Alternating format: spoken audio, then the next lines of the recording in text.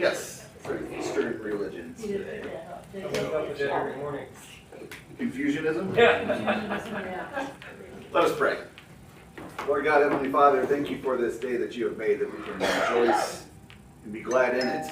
We thank you for the gift of your word and the gospel and the gift of your Holy Spirit that leads us into all truth and understanding of these things. Lord, as we study those who do not yet know your word and what they believe, help us to understand better how to speak your truth of the gospel to them, that we can understand those who are lost so that we can point them to you who are the way.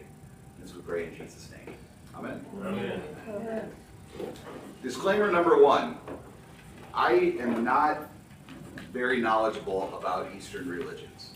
This is outside of my wheelhouse, if you will. I mean, history and liturgy and music things, and a lot of those kind of things, even some Christian denominations and stuff like that. But Eastern religions are something that are just not something I've studied all that deeply or understand all that thoroughly. So if anybody is watching at home and they say, well, that's not true, that's not what they really did, then I apologize, and I'm welcome to a correction in the comments and whatever else, and I would love to learn more about it, and I'm going to do the best I possibly can. Most of what I've drawn from is a really nice volume called The Christian Difference, published from Concordia Publishing House. And it covers, this is where I've been bringing, most of our stuff that we've been talking about has been coming from this, because it covers everything from Judaism, Islam, Mormonism, Jehovah's Witnesses, Scientology. That's probably next. Skepticism, atheism, agnosticism, those things as one group. Hinduism, Buddhism, Confucianism, Shintoism. Sikhism is kind of its own chapter. It's very interesting. That's a very long chapter. And then, is that temple that's on Grafton, is that Sikh? On Grafton Road. Grafton, east of North Carpenter. On the north side of the road. Not on Grafton, on Sleepy Hollow. Oh, I'm sorry, yeah, the one on Sleepy Hollow. the That is Hindu. That's Hindu? Yes, I believe that's Hindu. And I believe also on Pearl, north of Royalton Road. That's also a Hindu. North of what road? North of Royalton Road. Royalton? Oh, okay. In Japan, 3,000 religions. Yeah, we'll get to that in just a second. Yeah, so, yeah. Confucianism. So this section is, this chapter was written by one of my professors at Fort Wayne named Naomichi Misaki. He is Japanese. Born to Japanese missionaries living in Sweden? In a Scandinavian country, but of Japanese parents, and they live in Japan now and things. So he's got a very interesting history and things. He definitely, his section on Shintoism is kind of, clearly that's what he knows best. Growing up in Japan, it's primarily Japanese religion. So that's very helpful, but yeah. So we'll go over what Buddhism, Confucianism, and Shintoism and how they interrelate to one another. These statistics come from Dr. Misaki and focus mainly on Japan, but yeah, some 3,000 different religions in the sense of people will adopt or adapt Shintoism, Buddhism, Confucianism, kind of in their own individual ways, or so there's various schools of thought within these various, like within Shintoism, there's a lot of different ways that can be practiced, and so there's enough of a way, there's enough commonality between them, they sort of get identified as, well, that is that type of Shintoism, or this type of Buddhism, or these sorts of things. 20,000 idols regularly worshipped, because Shintoism is very animist religion, meaning the gods are in nature and natural things, and so if there's a natural thing, there's sort of a god for that. Or ancestors can be manifestations of divinities, and so you add that to it. The notorious people, either good or bad, can also be seen as manifestations of divinities as well. So that's why 20,000 idols and things like that. Of the 127 million people in Japan, now there's 80 million Buddhists, 80 million that adhere to Shintoism, but everybody belongs to Confucianism. Now you're thinking that's 160 million, and then plus everybody else, but everybody can hold to more than one. These are not exclusive to each other. You can be Shinto and Buddhist and follow the way of Confucianism as well. So there's sort of a combination of all these things, and less than 1% are considered Christian. In Japan, Christianity has been in Japan since the 1550s. Francis Xavier came and with his other co-workers, nearly 750,000 people by 1600 had become Christians. However, a civil war erupted there in Japan, and during a period of isolationism, things from the outside, such as Christianity, were seen as foreign and undesirable, and so there was Buddhism and Shinto followers came together to work to expel Christianity, and there was a time of intense persecution and martyrdom, and one way that they were often martyred was they would crucify these Christians. So you know that is both a horrible death, and they were doing so as sort of a mockery of Christianity. And then there was a period of isolation from that 1600 Civil War to about the 1850s, and then by 1873 the anti-Christian laws were banned. However, Japan remained still quite hostile to Christianity in general, though the violence associated with that things was considered illegal, but you know they weren't being put to death as a civil matter, but there was still intense persecution of Christians there in Japan. Probably still like that today, then. Yes, I mean, in a sense, yeah. I mean, and we'll talk about it when we get to Shintoism, because Christianity, one of the hearts of Shintoism is community harmony. And so if you do something that disrupts the harmony of the community or the family or the order of things, that is seen as, that's like a transgression. That's their concept of sin, if you cause disruption. And so if you convert to Christianity, that's seen as a very disruptive act in the family and in the community. And so many Japanese are reluctant to convert to Christianity because it would cause a disruption in their families. That would be sort of a family transgression. And so his quote in here is that they would rather die in harmony with their family than cause disorder through being baptized. There's a lady called Marie Kondo. Yeah. She's Japanese. You're familiar with her and her organizational skills and all that. Everything is what makes you happy. What gives you what joy. makes you peaceful. Yep. So that's very much Confucianism, and a combination of these Eastern things. It very much that very much comes out of Confucianism. That you're looking for peace and joy in things, and that the world around you can be enjoyable. You just have to bring order to it.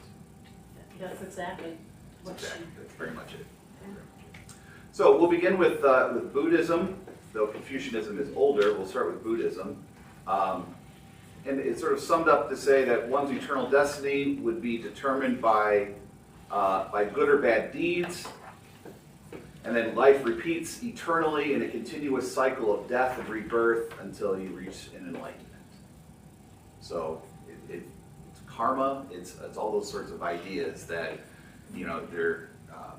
your eternal destiny, just you do more good or more bad, in whatever way the scale tips, then you're either moving up the chain or down the chain, and you're just going to keep cycling through that until you are able to be released from that cycle by reaching some sort of an enlightenment, where you now supersede, now you are beyond things of this world.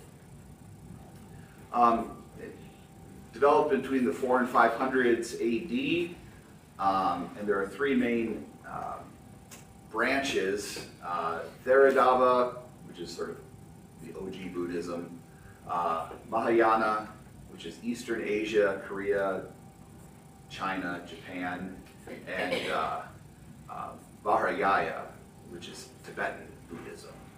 And so then why you would have Buddhists, but then like Tibetan Buddhists will then have like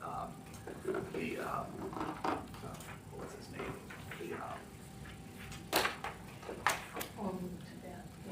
Dolly? Dalai Lama.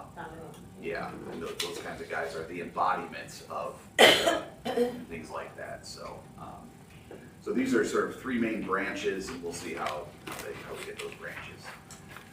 So, a prince named Siddhartha Gautama, or Gautama Buddha, born somewhere in the 5th or 6th century near the Nepal-India border. He was born to royalty, and king and queen parents and things, but he had a deep-seated inner struggle for meaning. He was troubled by people getting old and sick, and that there being suffering and death in the world.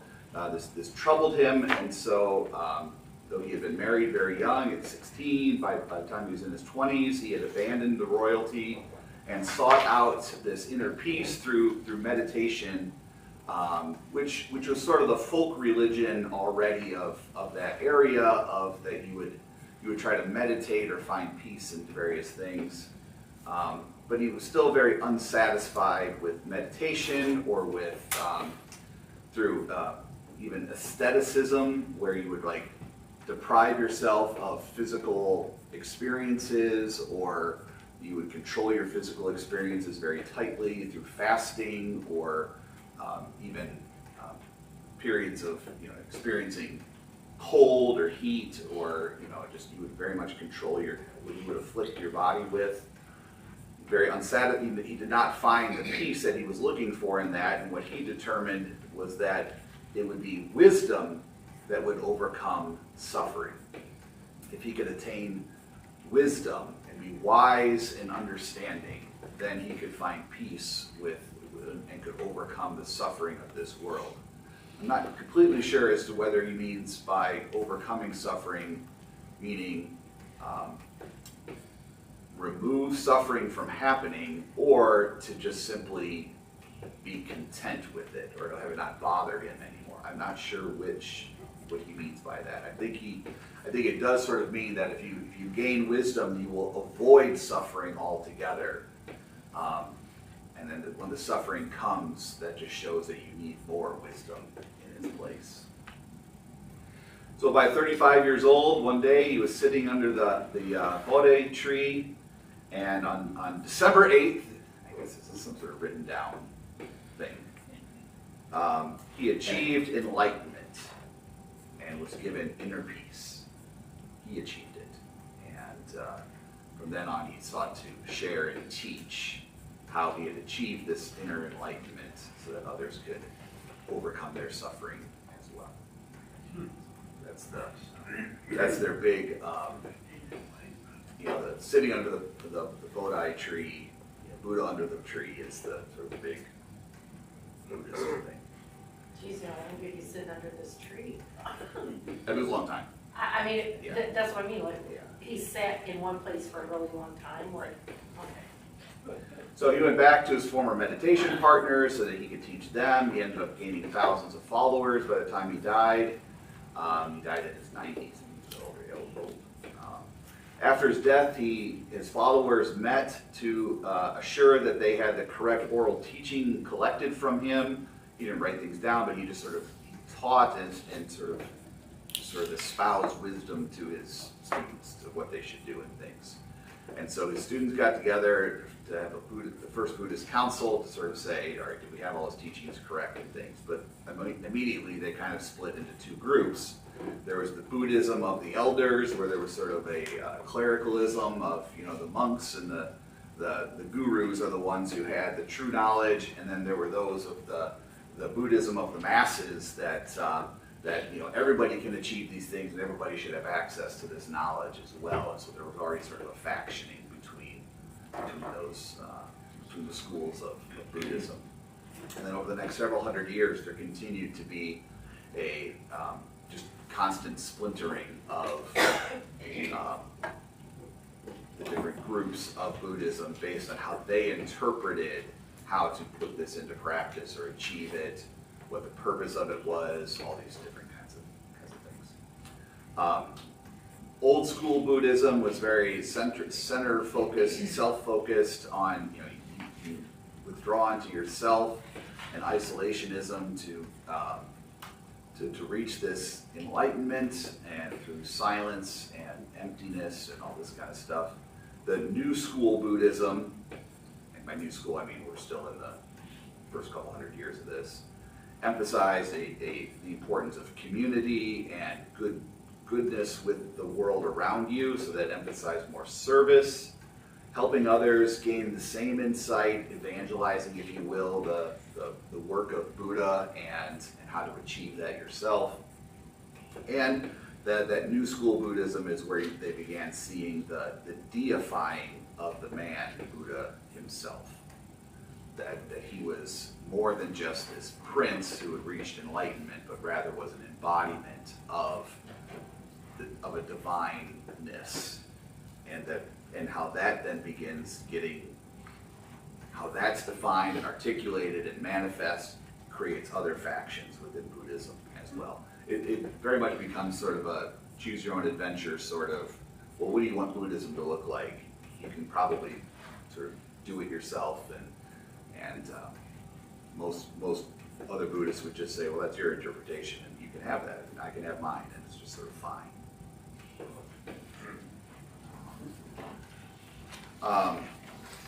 So within this new school Buddhism, they sort of began to define, well, there's three kinds of a Buddha, of a divinity. There's the Dharma Akaya Buddha.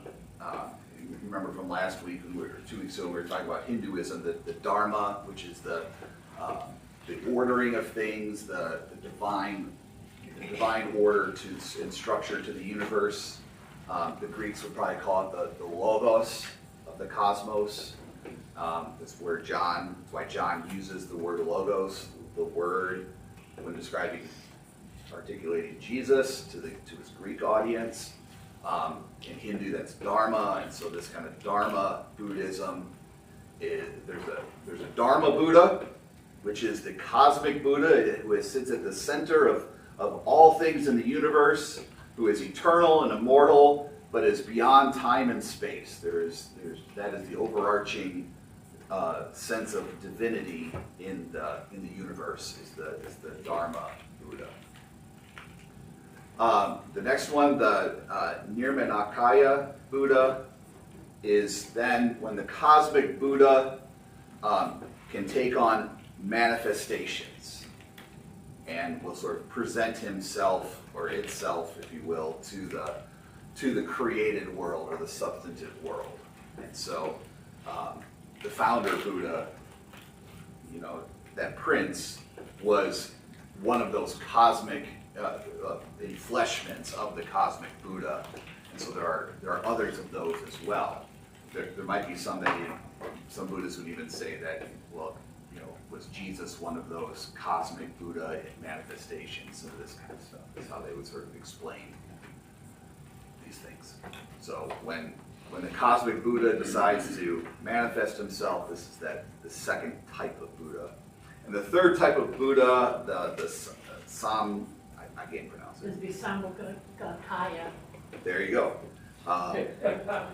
And That's sort of what's called the received body Buddha. It's what you as ordinary people can attain a Buddha within yourself, or a divinity manifestation within yourself through training and self-discipline.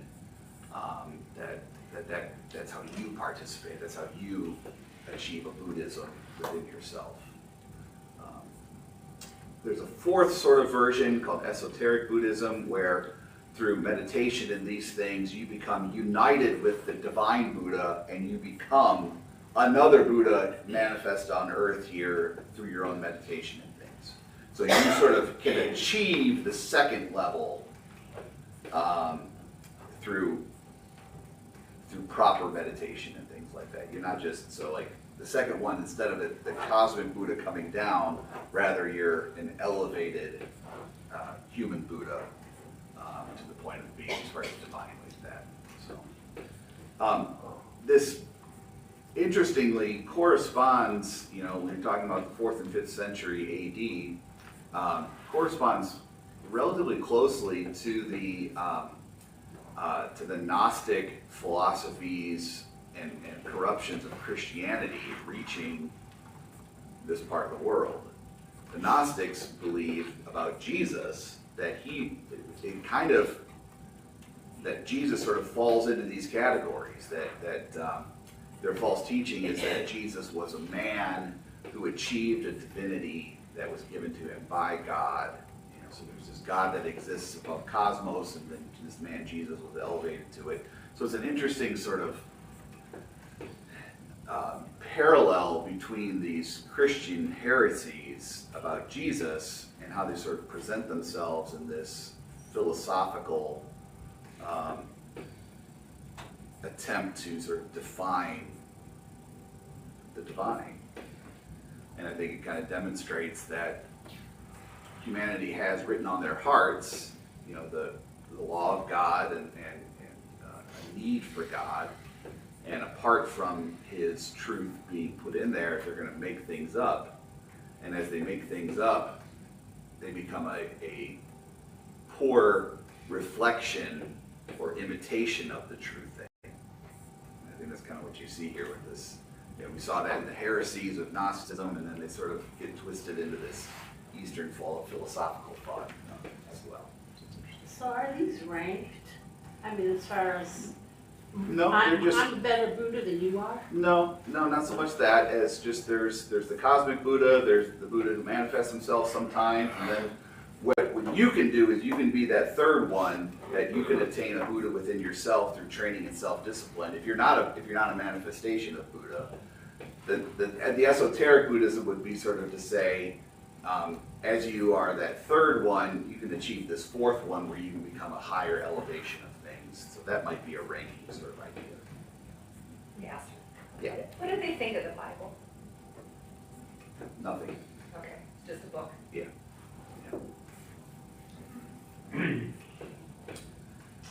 And as it spreads into different countries and regions and things like that, it picks up characteristics of the culture in which it begins being manifest. And so it's sort of an endless variation. It develops new forms of philosophies as it goes up. As far as scriptures for Buddhism, there are no fixed. There's not even a fixed definition of what would be a sacred text to the Buddhists.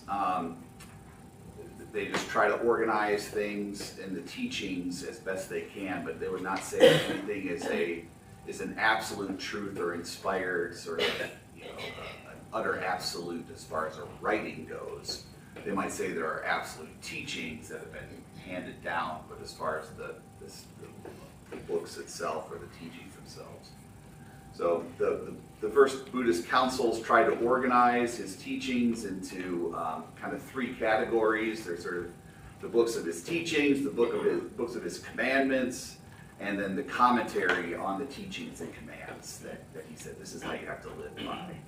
And there's a commentary on his teachings of philosophy, the commands of how you need to live, and then sort of commentary on those things. They tried to organize those things. It was all oral teaching from him, and so they had to then try to start writing these down and codifying them. But that would also be like their interpretation of what he said. because Correct. Everyone, you can make one statement and everybody in this room is going to interpret it differently. Exactly. So you start writing it down, you're writing down your interpretation of what you heard or what was said, as opposed to something objective. And they probably feel in their own little. Yep. Yep. So the basic teachings of Buddhism is that everything that happens is interconnected to itself. The idea of the butterfly flapping its wings causes a volcano to erupt on the other side of the world kind of idea. Everything is interconnected. That we live in an endless cycle of rebirth until we achieve enlightenment and escape that. They have what are called the four dharmic seals, or the dharma seals. These are the things that are sort of absolute understandings of the world that you have to have in order to achieve enlightenment. That the world is ever changing and ever transient. Nothing is permanent in this world. No single substance is eternally unchanging. So that things can always be in flux, and you can never find never find the same thing twice, because every time you come to it, it will have changed. Everything in the world is just suffering. So the world itself is some sort of form of suffering always that we have to try to escape. And nirvana, enlightenment, leads to a peaceful state of mind. But that can change too, because it's ever changing. Well, yeah, everything's absolute, except there can't be absolutes. Absolutely. Yeah. Yeah. So when do you come to your enlightenment? And how does anyone else know that you've achieved it? Well, yeah, you go through your meditation and it's all based on your experience. So in a way, you may never even know if you've experienced it. Because, I've experienced, an awakening or an awareness that I had never experienced before. Is this full enlightenment, or is this partial, or is there more to come? Can you backslide against it? What happens there? And so you're always going to be very uncertain as to, have I achieved this thing? How do I know if I've achieved it? How do I maintain it? And so there's always an uncertainty there, for sure. So, yeah. Most recently, the word mindfulness has, been in our culture and books, newspapers, be more mindfulness of this and that, and it's all Eastern religion. Yes, the mindfulness sort of movement, if you will, and But as it relates to mental health and these things, is to be approached with great caution. yeah, Because it is sort of founded in this worldview of Buddhism and Confucianism, as we're going to look at here. They would say mindfulness is one of those ways to achieve a peaceful state of mind in this world of suffering, is to try to connect yourself with the things that are here, and through silence, or through talk about, what do you see, what do you hear, where are you, trying to be anchoring yourself into a reality of things is ultimately based on this Buddhist idea of, so that you can escape the negative things that are impacting you, is through being mindful of the things around you. And that's one of the virtues, if you will, that you try to achieve in Buddhism and Confucianism, is mindfulness. You need to be cautious with that. They talk about emptying your mind, or emptying your thoughts and things. We talk about nature abhors a vacuum. Spiritual vacuums can suck in all kinds of things, and including evil things. And so, to be very cautious of, no, don't empty your mind, don't empty your soul or your heart. Fill your heart with the things of the Spirit. Be filled with the Spirit, God says. With songs and hymns and spiritual songs. Pray without ceasing. Be in the Word. These are the things that you should be filled up with.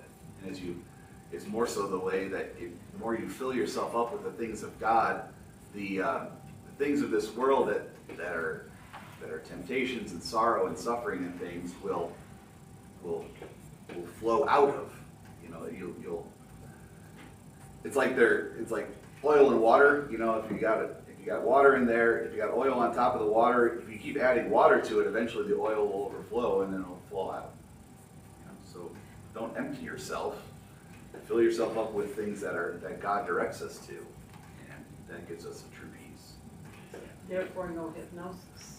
Yeah, hypnosis is another strange sort of thing that, is it real or isn't it? A lot of this recovered memory therapy and things like that has been proven to be completely false.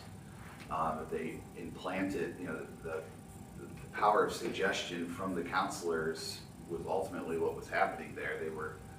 They were implanting memories that became so real to them, and then were irrefutable because they're like, but that's the memory I have now, and really, resulting in terrible broken families and even, I think, criminal sort of things as well, being charged, and people being charged with things that can never be proven, but there it is. So you have to be very careful with those things. So how do you achieve enlightenment? Buddha encouraged what he called the middle path. Like if you have a stringed instrument, for a stringed instrument to sound rightly, it has to be neither too tight nor too loose. It has to be just right. And so you find the middle path within this life of not too much and not too little is sort of the idea to achieve that enlightenment. If you find the perfect balance, then you will achieve that enlightenment. You need to have six different right things. You have to have a right view of things, a right resolve, a right speech, right conduct, right livelihood, and right effort in things. If you do all these things right and within good order, then you can achieve enlightenment. So you have gurus that can help you focus on having right speech or right resolve, and self-discipline and these kinds of things. And so you're always trying to achieve rightness in all these things.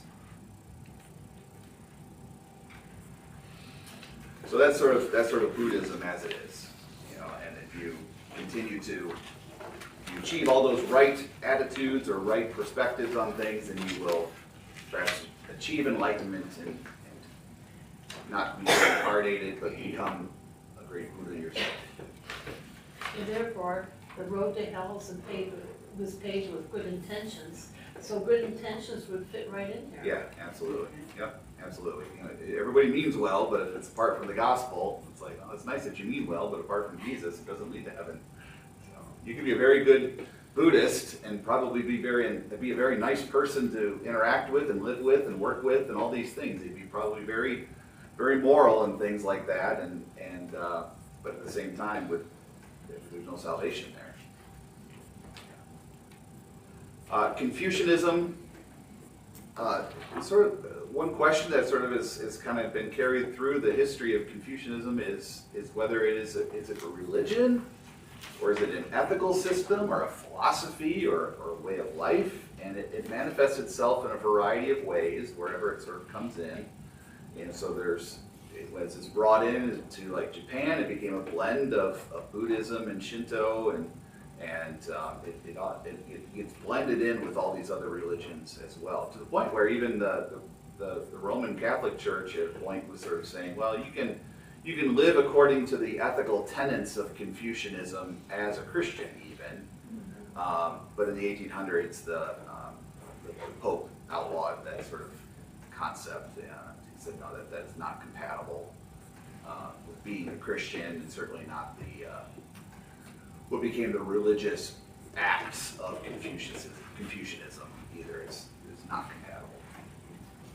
He was born sometime, 552, 551 BC in present-day China, so 500 years before the birth of Christ even. He was an educated man, he was very wise, and he continued to study, and as his wisdom increased, he gained followers as he began to give sort of the folk religion of China structure, and people just sort of believe things about nature and the world and things, and so he began to try to sort of give structure to that and organize it in a sense. And so people liked that, and so they sort of glommed on to, I like his, much like the philosophers of Greece and Rome and things like that, people had a way of thinking or a way of approaching life that was attractive, then people would become their sort of disciple. It spread then throughout Asia as a mindset or philosophy of how to perceive the world around us. It does have rituals of various things, like if you want to have oneness with something, you do this or that. But you can adopt the philosophy or the ethics of Confucianism with or without those religious sort of acts and rites. If you don't want to, you can sort of take it or leave it in that respect. They have they have sort of two different groups of scriptures. They have what are called the 4 books, which are sort of arranged, right around between 200 BC and 200 AD. There's the Book of the Great Learning, the Doctrine of the Mean, the Analects of Confucius, and Mencius. All these things are just collections of Confucius's philosophies and teachings, and just sort of volumes of his wisdom, bits of wisdom things. The 5 classics are 5 books that developed later on. We're looking more around 960 to 1200 AD. So you're talking, well over 1,000 years later.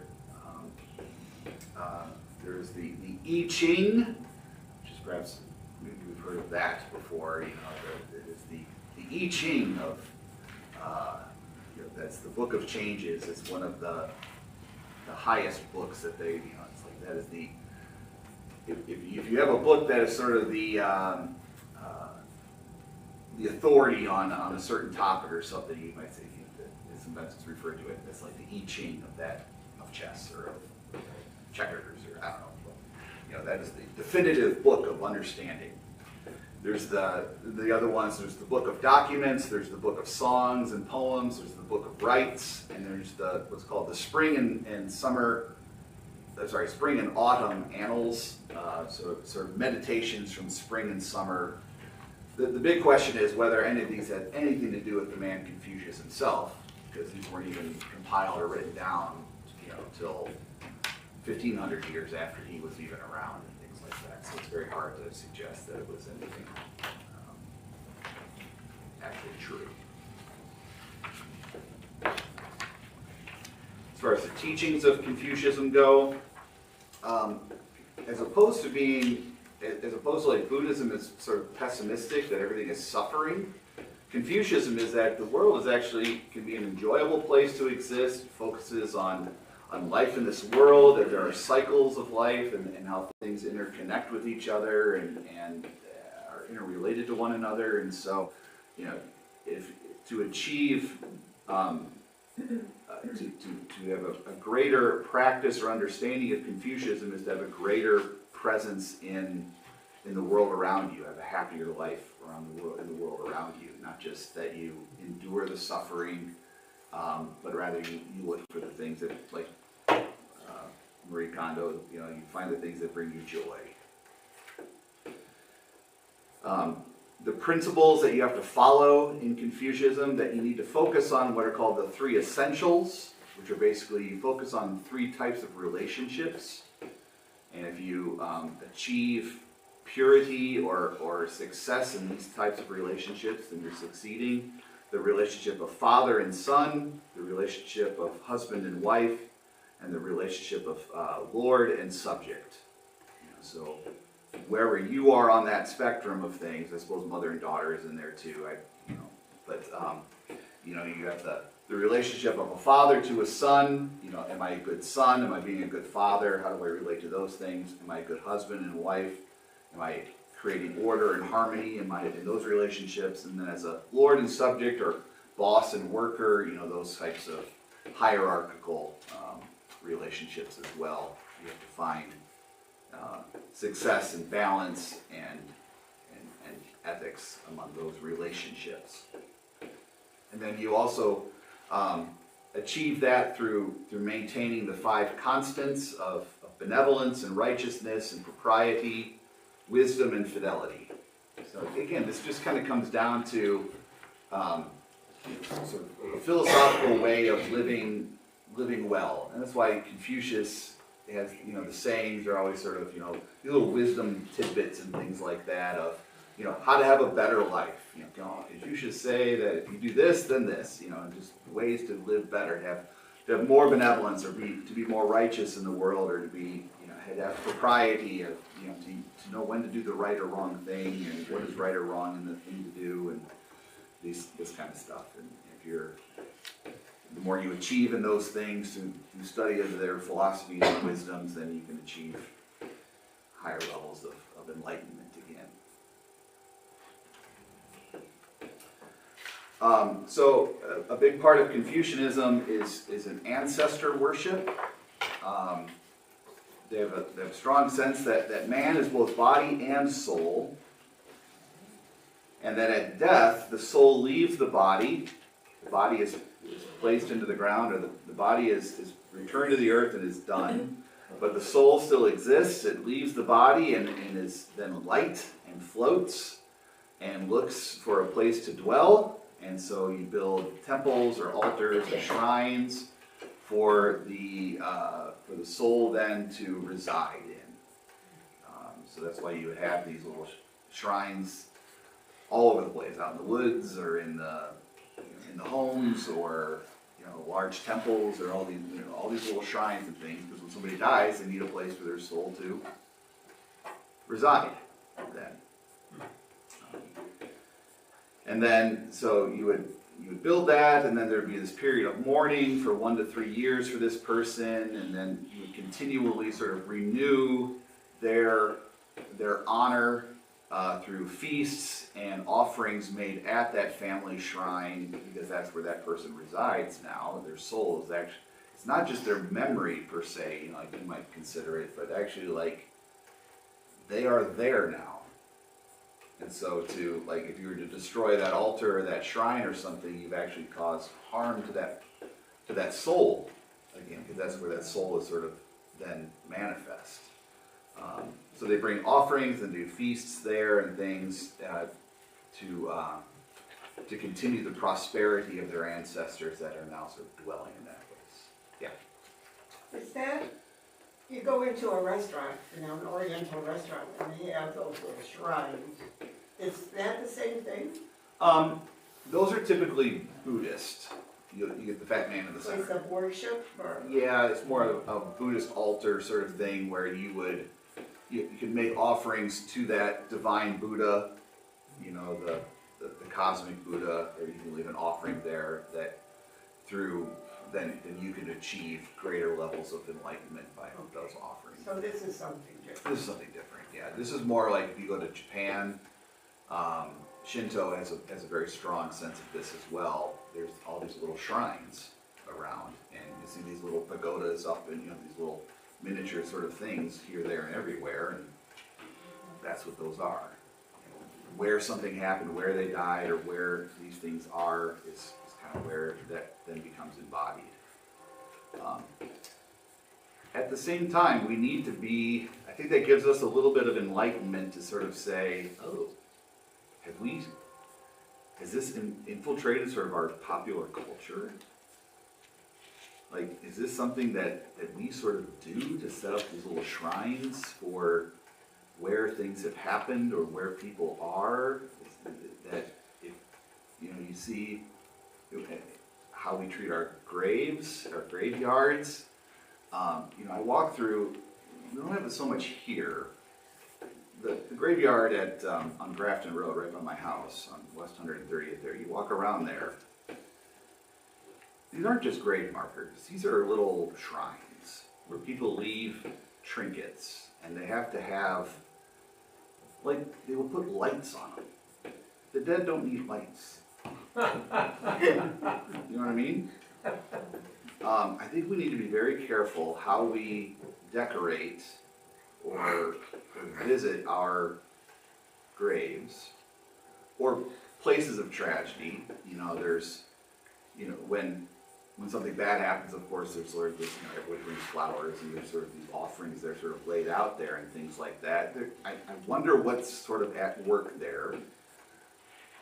You drive along the roads and you see the, you know, the markers where there was an accident or something like that. I think if you were to try to remove one of those after whoever knows however long, it would cause a great offense to whatever had happened at that place. That place has somehow now been set aside as sacred to that family or to something that if you were to remove that, you somehow offend or cause an offense against the person or the victim of whatever happened there. I think we need to be very careful about assigning that kind of significance to places that begin to carry like spiritual significance almost, or if it would create, where people would be more offended if something were to be, there would be a defilement of that thing versus, you know, there would be more protective of that thing than of things that truly matter.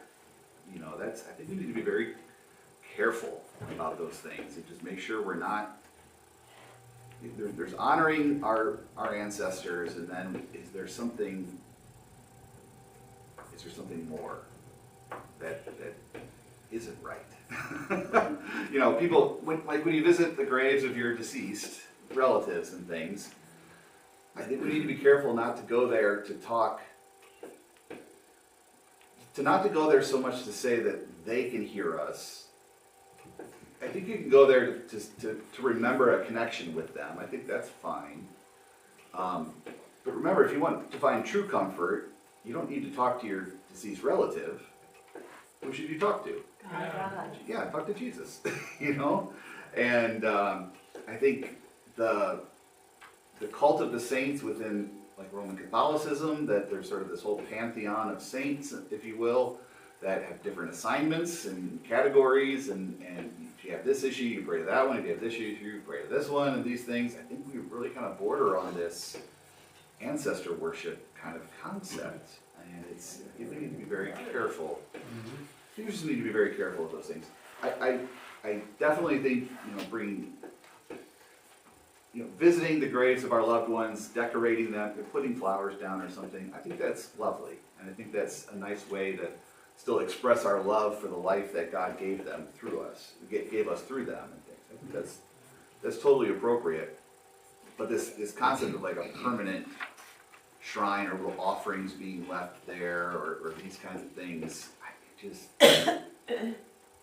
it's a little unsettling when I walk through there and I see all these little, they're offerings, like little things left there and stuff. It's just strange. That's really more for that person, it's not the person that's gone. So, but I'm like you, I'm like. Yeah, but what about leaving that there gives them something? And I think that's where the problem is. They're finding comfort in bringing this offering to that place, Right. rather than we find comfort amidst our grief in the resurrection. Right. You know, not that we've left something for them, but rather that if their hope was in God, then we fill ourselves up with the things of God. So when you're saying like, you know, they have all these little shrines that the souls go, is there more than one soul in a shrine? Because, you know, like, how many shrines can you have? I mean, seriously. Yeah, No, I mean, yeah, no, seriously, I think because I'm like- I think yes. I mean, you can have like a family shrine, and there might be like little parts of it that embody that individual person. They do sort of like the household gods concept. Because I would just rather think that, you know, like my ancestors are in one place, heaven and Jesus. Yeah. I mean, that's Yeah. much easier than like, well, which shrine did they go to, you know, like. Sure, speaking of. You want to get into the conspiracy theories about like, you know, how many billions of people have lived on the earth and where are all the bodies? No. It's a joke. I mean, but there are people who are sort of like, we haven't been around as long as everybody says we've been around because there aren't enough graveyards and there's not enough graves and all this kind of stuff. And it's like, Well, there must be. yeah, exactly. That's not an issue. Yeah. This kind of leads us into Shintoism with the ancestor worship and things like that. Shintoism it's sort of a traditional Japanese religion. There's really no origin for it. It just sort of developed without a founder, and sort of they don't really assign it to a particular person or things. It's their folk religion, if you will.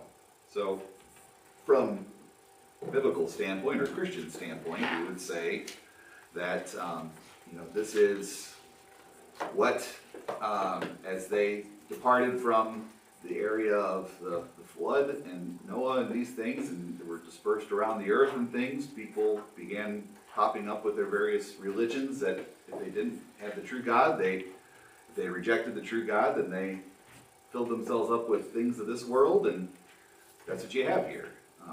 This is what happened in this area. For them, the conscience of people, like your conscience, is how you walk or commune or interact with the gods in your ordinary life. So if you act according to a good conscience, or you're conscientious of others, if you're a good member of the community around you, then that is how you become one with the divine things of the world that are around you. It's animist in that everything, there's something divine about the wind and the plant and the trees and the animal, and all these things have a certain divinity to them, and you coexist with them by acting according to a good conscience. Buddhism arrived into Japan but was seen as sort of a foreign thing, and so it was sort of rejected. But then later on, the shoguns, who were the practitioners of Shinto, and the political leaders, began amalgamating it into Shinto, or sort of saying, oh, Buddhism is a manifestation of the Shinto gods of divinity and things. And so they sort of began drawing the two together because they saw it as the Buddhist philosophies as a good way to bring order to their nation and their communities as well. So you begin this bringing together of Shinto and Buddhism at the same time, and Confucianism. Shrines are the dwelling places of the gods, whether they are the gods of the nature things or of the souls. There's sort of that sense as well from Confucianism into Shinto. As they make these shrines, that the souls and divine things are sort of embodied in them. When somebody dies, the body is separated, and the soul either goes underground, if they're on a low status, not hell exactly, because the soul only knows existence in this world. So the soul is still bound to this world. There's not a supernatural sense to that. Or they go to a mountain, and the mountain, the soul begins at the base of the mountain, and then over time, they begin to move their way up. The soul moves its way up the mountain, not through reincarnation, but either just through time, like 30-some years or whatever, they're moving up these levels of the mountains and things. And then when you reach the higher existences of the soul, then they go up higher. So what's one of the big religious or sort of pilgrimage things in Japan to visit? Why'd you visit that? Well, yes, but I mean, with respect to this mountain, Fuji? Mount Fuji. Fujiyama? Yeah, Mount Fuji is an important thing for them because it's like they can sort of train their soul on the ascent of the mountain by visiting the highest mountain. The mountains are very sacred to them in that respect, because that's where the souls are sort of making their way. Yeah. I had a discussion with Pastor David Woolsey Yeah. when I was at Faith, and he wrote a paper. I don't know if it's published in what type of book right now, but came out of the concern for the younger generations who are experiencing the loss of their parents, or mostly their parents, and how he has seen such a change in the funeral service, or not the funeral service, but how the attitude is toward the deceased parents, and how they maybe say goodbye, good or bad. He's just saw such a difference in our culture for that, that it was concerning to him. And then going into the meaning of, our ritual of a burial. And could you speak a little bit to that? And Sure. in regard to ancestor worship, or what is going on? Do you recall any sort of the troubling characteristics of the funeral services that he identified? The lack of, Okay. or the, just the distance that they have shown to their parents that are recently deceased, not willingness, like they have no grounding in our burial ceremony or scripture or rite, or however you want to say it. It's a good question.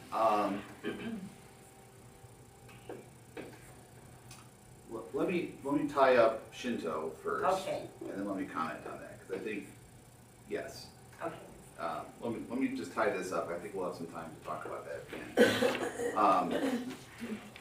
Just with respect to Shinto, their worship, there's sort of the daily, everyday worship things that can be at home or at specific shrines. But then there's also the festival worship at the Japanese New Year, and then other festivals. There's always the home worship, and then the corporate worship at these bigger festival sort of events. Shinto doesn't really have an articulation of sins or transgressions, but anything that disrupts the community is seen as an offense. And so that's as far as good and bad morals of things, if you do something that disrupts the community, then you have cause and offense, and that would be a sin, that would be bad. That's where you get the sense of defilement or shame comes when once somebody's actions disrupt the community or the family. So they talk about, you bring shame on our family, or these sorts of things. That's where this comes from. If you have caused a disruption, that's what brings the shame, and the only way to restore that is to try to restore the order of things. With respect to Christianity and Eastern religions, how do we talk to people who are from these backgrounds and point them to the gospel? Much like St. Paul, when he went to Mars Hill and was talking to the many philosophers there, where they had all these different, they were very religious, he said. You're very religious. In fact, you have statues to all the gods, including one that you call the unknown God, just to make sure you've got all your bases covered. But in fact, it's the unknown God is the one that you're missing, and that is God Himself, is Christ. And so this sense of you're trying to find the divine in everything, but rather there is one divine who has created all things and given us all things, and that is God Himself. The sense of order is all these religions are looking for a sense of order and these things, and God is a God of order, not of chaos. We can very much point them to that in the nature of who God is. They have a strong sense of the soul, and so that can be an important touch point as you're working with them. Our soul does endure, but it can endure with a certainty of bliss with Christ through forgiveness and that salvation. It can be a difficult transition because conversion to Christianity can be seen as that disruption of the family and community, and so like I mentioned at the beginning, and many Japanese will say, even if they are somehow believing in their heart that Christianity is true, because it would cause such disruption to their families, they treasure the family's order more than the gospel. That they wouldn't be willing to endure the suffering of being told they have brought shame to their family and be baptized. They would rather maintain the order than be baptized. And that, I think when Jesus talks about, unless somebody loves me more than they love their father or mother or even their own life, then they can have no part of me. That's one of those times where they're loving something of this world, this order, these things, rather than the truth of, you're going against conscience, you're going against faith to maintain something that isn't that. And so you love that thing more than God. That has become your God. I've seen that happen in a lot of families and a lot of circumstances too. I've seen people say, I can't become a Lutheran because my grandmother would be so disappointed that I became a Lutheran when she's a Roman Catholic or something. It's like, hey, you're loving that more than the truth that you have come to know, and that's a tricky place to put your conscience. I don't recommend that. It's like, confess what you believe and maybe your grandma believe it. Maybe this person you're afraid of hurting would actually come to the truth also, though. Wouldn't you want that? So, and then also as just the gospel as the cure for the shame and disorder that they're so afraid of. That the gospel and forgiveness is really what truly brings wholeness and restoration that they're trying to get by discipline and structure and all these sorts of things. We could point to that these are fruits of faith, and forgiveness transcends those things and gives us a peace that surpasses human understanding. And they're so very much tied up in the human understanding bringing peace. And to sort of say, has it brought you peace? And it hasn't. So that's kind of the commonality between those three Eastern religions. He goes into much more detail about the intricacies of Shinto and some of those things. But you get the main idea on what a lot of these things are. So as to your question regarding our funerary rites and maybe the changes of that, and as it relates to ancestor worship and some of those things, without speculating too much on Pastor Woolsey's own observations and things, maybe I'll just talk about what I've observed with respect to modern day mourning and dealing with death and these kinds of things. I think there is an effort to create a greater distance from the reality of death. Keeping the reality of death more than arm's length, like it didn't really happen. Or that somehow it's going to recycle a relationship somehow. That there's a strong desire to keep something of that person or significance to that person, and thereby not just as a memory, but like truly to stay somehow connected to them in a metaphysical kind of way, to the point where these things now where jewelry is being made from the cremains of the deceased.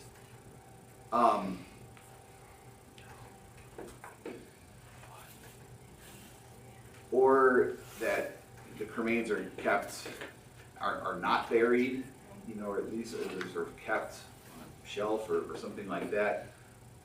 I think that delays the confrontation of grief rather than facing it head on, dealing, sort of having the grief, having to do the burial, having to say there's something final about this. And not that the sadness or the grief itself then goes away because of that, and it may never go away. But to try to keep that from even initiating by not having a funeral, by not calling it a funeral, by not burying the person or not being present at these things, often keeps it from being real. Like it really has happened, they really are gone, they really have died, they really are buried, they really are not coming back in the face-to-face kind of way that to interact with you anymore. That has passed, and now we have a new reality. A lot of what I'm seeing in these interactions seems to be trying to deliberately trying to delay that, putting it off, or just denying that it's being caught very much in denial as opposed to acceptance. And acceptance doesn't mean you're not still going to be sad. You can still certainly be sad about it, and it's going to come and go. And nobody should be told, oh, it's been 10 years, aren't you over that yet? I mean, probably not. I don't know why you would. I mean, you can still be very sad about it, and certainly at different times you can be very sad about it. That doesn't have to go away. But I think it helps you cope with that sadness if there's still the reality of that, just an acceptance that it's real, that they really have died. Whether it's that you get to see the person in a casket that's closed and then buried. I mean, there's a tangibleness to this, a reality of it that says this person has died. And that gives you more of a permission to say, that's sad, that's profoundly sad that they have died and that I miss them. Because it's real then. It's not, I'm sad because I miss them and they're not here. It's like, well, they're not here because they've died. I think we have to kind of confront there's a difference between they're not here with me, not because I'm estranged from them like I was for 15, 20 years of my life, but they're not here now because they've died. There's a finality to that. And I think that kind of finality brings regret that sort of says, well, now I can't, I'm ashamed of the things that we didn't resolve before they died or something. And if I have to sort of finalize that they have died, now I can never resolve that somehow. We can't resolve it with them. You can resolve it with the Lord, with God, to say, Lord, this didn't get resolved in our life, but give me a heart that can be at peace knowing that you forgive me, or that I forgive them, or whatever it might be. So that's kind of what I'm seeing, is a delay of the reality of death, or separation from that, or just trying to keep it at an arm's length. And then just the attempt to sort of bring in all sorts of different remembrance ceremonies. The celebrations of life. Yeah, when we don't have a liturgy, we make a liturgy. When we don't have a rite, we create a rite. And that's kind of what it is. I mean, when people come to the church here and I say, this is how we're going to do the service and these things, and they come and they, that day they're not ready to go, they're not ready for this. And I say, I know you're not ready. I'm going to walk you through it. We're going to go through this service because this is what the church does together around the gospel and around these things. Because if it was our choice, we wouldn't do it. But we're going to let the Word of God and the life of the church carry us through this time to bring us to closure so that we can have it. Otherwise, we wouldn't choose it ourselves. And I think that's an important thing to have. And if we don't give them that, then they go to a funeral home. If they don't have a church to go to, the funeral directors give them a liturgy and a structure. And they need it. They have to have a thing to do. So they just sort of create something. That's dangerous. It's not good. The funeral industry without the church is pretty depressing. But funeral directors that I've worked with that do work with the church, that do point people to the churches, and they're great. That's very, very helpful. That's a big difference there. But to have funeral without the church, it turns these funeral directors into clergy, and it's weird. It's just strange. Yeah. I used to work in the funeral business. Yeah. Okay. I was a family counselor, so I attended funerals daily, weekly. some with pastors, some with funeral directors. And there's a difference, you know, in how the service flows. So, Gene? I have a personal experience. Okay. My brother and his wife chose not to have anything. And it was really disturbed me. Fortunately, my mom went first because she didn't have to see this. But when he died, they just took his body away. I don't know what they did with it. And because of conflict in the family, there was never really, I asked the two kids. There was no, and so anyway, that's more details than you need to know. But, and then his wife died a few months later, my sister-in-law. She didn't have anything. And what they told me when they came and told us what they were gonna do is they see the grief that we express at our services, and they didn't want to put their family through that. But instead of putting me through that, he's put me through all kinds of emotions. Sometimes I get so angry with him because he decided that, you know, and it's just closure, you know, I just never had an opportunity to grieve. The wound, it just sort of, the grief wound tends to fester then, as opposed to having a closure. If anybody ever came to me and said that they were planning on doing that, I would let them know what it's done to me. Share your personal experience and just encourage them because the wound is still there. Better to address the wound than prolong it. Really, all it ends up really doing is just prolonging it and leaving it unresolved. Right, I have comfort with Stacia, our daughter. I have comfort with my mom because we did all that. You know, we grieved with others, we're comforted. So important. We do not grieve as others do with no hope. We grieve with hope. The hope of the resurrection, that reunion that we have, that they are with the Lord, and that comforts us, even while we miss them. We're also comforted because there's just sort of a reality of where things are and what has happened, and it keeps us grounded in that reality of this is real, this really has happened, and there's a finality to it, which is sad, but we can be at peace with it too, very much. Thank you for sharing that, Gene. I know it's a lot. Thank you for sharing. It was hard. It is.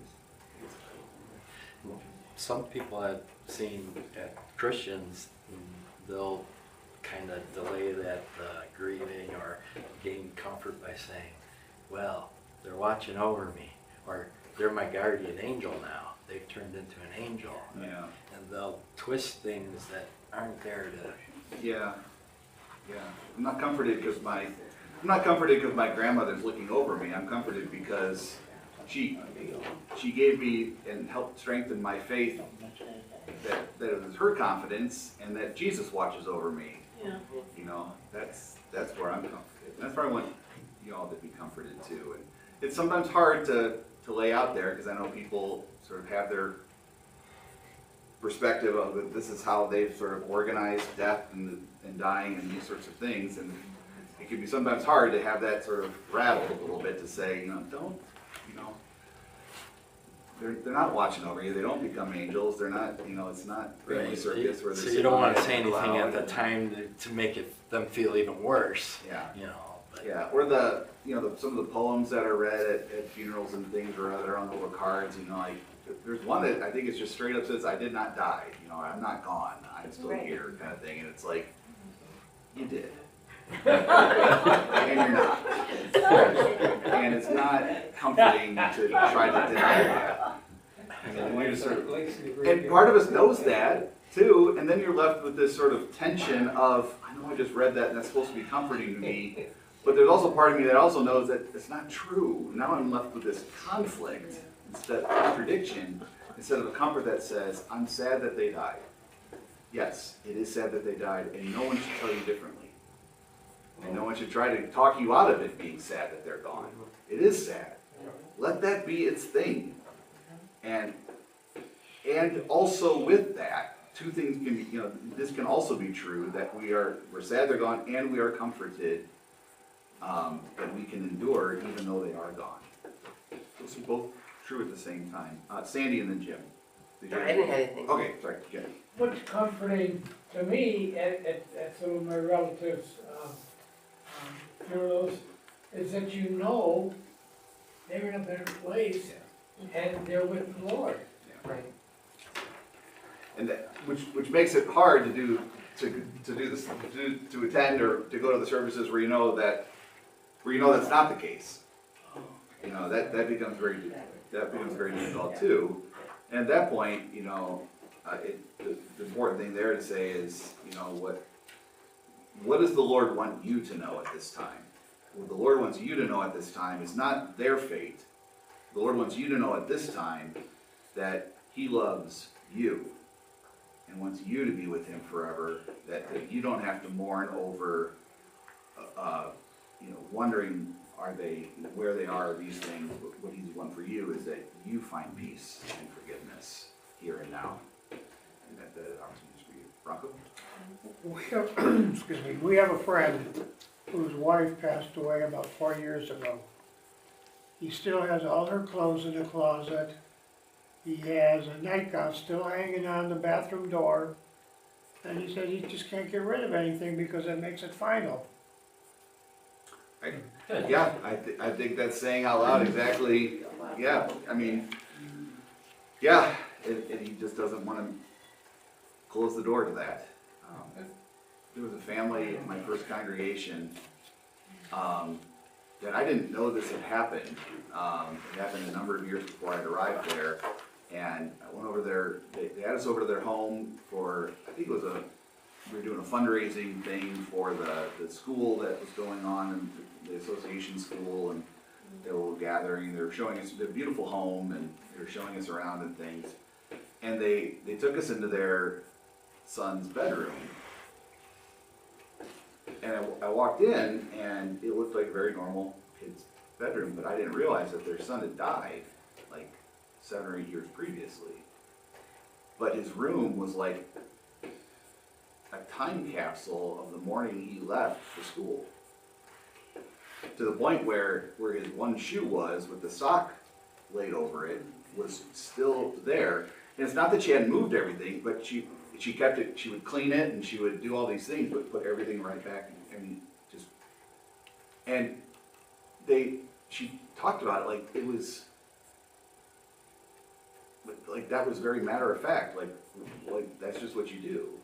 It was very strange, Like he could walk in at any moment kind of thing. And he had died in a car accident. He was driving too fast and lost control of his vehicle and died. And I think part of that is the guilt that they bought him this fast car, is this, the blame that, it was his actions that caused his own death. If we pack this up, are we acknowledging that he did something, or how do we deal with our sorrow that we bought him this car, whatever it was. It was so bizarre. And I just didn't know I didn't even know what to make of it. And I talked to the senior pastor about that, and he says, yeah, he had talked with them about it too. And that was a long-term project for them to try to deal with their grief that they just had not dealt with. Real quick, Jean, I can totally relate to what you're saying. My mom's sister, so my aunt, when she passed away, they donated her body to science. And there was never a return. And my mom always felt like, she goes, there was absolutely no closure. And it's true, there is no closure, because they pass away and somebody comes and gets them, and that's it. And there's nothing. They No didn't, service or anything. they didn't return the cremains later on? Usually they return. I don't know. My I don't know. dad's dad donated his body to science, and it was about a year later we got his remains back. Maybe somebody got him, but we never heard, so we don't know. But not because there's any problem in the family, Right. just like, I don't really know what happened with Right. that. But you know, another time during that whole COVID thing, I have an uncle that passed away, and because of the whole, that was like really in the very, like, when COVID was all Right. very active and all that.